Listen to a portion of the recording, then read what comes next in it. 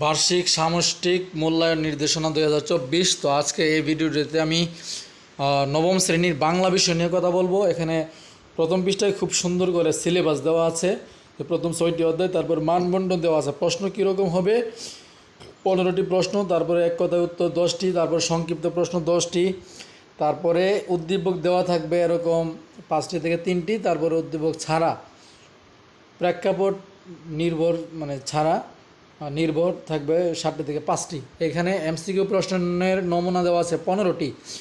এই সমস্ত প্রশ্নের উত্তরগুলো কিন্তু ভিডিওর শেষের পৃষ্ঠে দেওয়া আছে। তো এগুলো নমুনা প্রশ্ন আর কি। তো এগুলো আমরা একটু পড়ে নিতে পারি, পড়ার মাধ্যমে আমাদের প্রিপারেশনগুলো একটু ভালো হতে পারে। এগুলো পড়ব এবং বইয়ের অন্যান্য যে বিষয়গুলো আছে এগুলো থেকে আমরা ছোট ছোট প্রশ্ন নিয়ে নিজেদের মতো করে পরীক্ষার প্রিপারেশন নিব।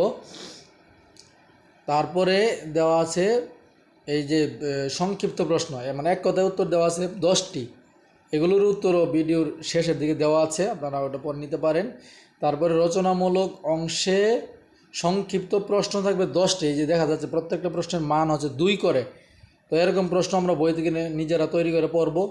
তারপরে প্রেক্ষাপট বিহীন প্রশ্ন থাকবে 5টা থেকে 3টা দিতে হবে। এখানে নমুনা প্রশ্ন দেওয়া আছে, এগুলো আমরা পড়ব এবং এরকম করে বই থেকে প্রশ্ন নিয়ে কিন্তু আমরা নিজেদের প্রিপারেশন তৈরি করব। তারপরে এরকম উদ্দীপক দেওয়া থাকবে 7টি থেকে 5টি প্রশ্ন উত্তর দিতে হবে। প্রত্যেকটা প্রশ্নের মান 8 করে, 5 40। তো এইটাও কিন্তু আমরা এখান থেকে দেখার মাধ্যমে কীরকম প্রশ্ন হবে আমরা নিজেদেরকে তৈরি করতে পারবো। এই যে এখানে একটা এই যে কিছুদিন আগে শহীদ হলো আবু সাইদ, তার একটা ছবি দেওয়া আছে। ছবির উপর নির্ভর করে স্মৃতিস্তম্ভ কবিতার থেকে প্রশ্ন দেওয়া আছে। তো এটাও আমরা উত্তরগুলো আমরা তৈরি করব, যেহেতু সরাসরি উত্তর বইয়ের মধ্যে নেই।